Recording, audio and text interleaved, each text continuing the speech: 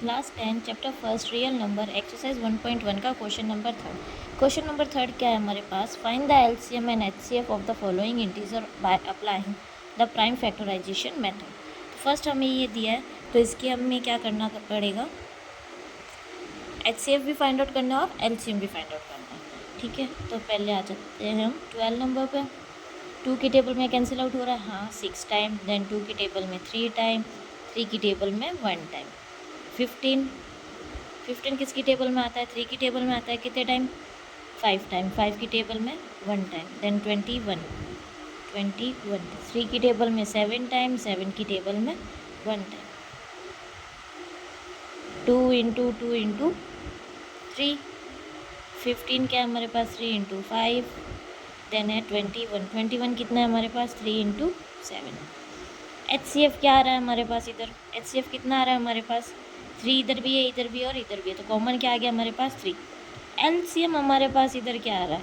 तो 2 सबसे ज़्यादा कहाँ है? ऊपर, तो 2 की power 2, then 3, then 5 and then 7। इसको इंटू करके देखते हैं कितना हो जाएगा हमारे पास। ये तो हो गया 4, ये हमारे पास हो जाएगा 15, देन हो जाएगा 7, फिर कितना हो जाएगा 60 इंटू 7, 420। ठीक है, कितना हो गया? 420।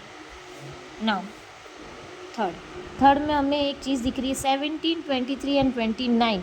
ये तीनों ही क्या है? प्राइम फैक्टर है, मतलब ये किसी और की टेबल में नहीं आते, सिर्फ खुद की टेबल में ही आते हैं। तो क्या मैं इस 17 को अगर मान के चलूँ तो क्या मैं इसको ऐसे लिख सकती हूँ 1 इंटू 17? हाँ या ना? हाँ। क्या मैं इस 23 को ऐसे लिख सकती हूँ 1 इंटू 23? क्या मैं इस 29 को 1 इंटू 29? तो क्या अब मैं इसमें एचसीएफ फाइंड आउट कर सकती हूँ? तो क्या हो जाएगा 1, क्योंकि कुछ कॉमन है ही नहीं, तीनों ही क्या है? प्राइम नंबर है, तीनों ही क्या है हमारे पास? प्राइम फैक्टर नहीं है, प्राइम नंबर है ना। देन एलसीएम, एलसीएम क्या हो जाएगा? 17, 23, 29।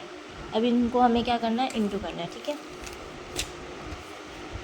तो पहले हम करते हैं 17, 23 को इंटू करके देखते हैं कितना हो जाएगा। 1, 2, 5, 14, 1, 3, 3, 9, 1 और 29 से हमें क्या करना है? इंटू करना है। 9, 1, 8 कितना होता है ये? 27, 27 एंड 8, 35,